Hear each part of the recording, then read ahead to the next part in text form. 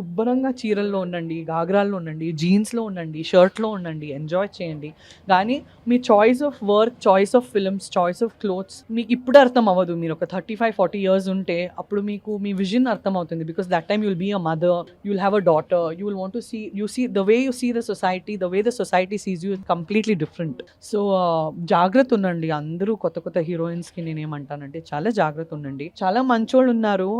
100 మంది మంచోళ్ళంటే ఒక 5 మంది చెడ్డోళ్ళు కూడా కలుస్తారు. ప్రతి ఇండస్ట్రీలో కలుస్తారండి. Not just in our film industry. And మీరు ఒక ప్రాజెక్ట్ ఒప్పుకుంటున్నారంటే 10 years down the line, 20 years down the line నేను కూర్చొని ఇది నా ఫ్యామిలీతో చూడగలుగుతానా? నా హస్బెండ్‌తో చూడగలుగుతానా? నా కిడ్స్‌తో చూడగలుగుతానా? అనేసి ఆలోచించుకోనండి.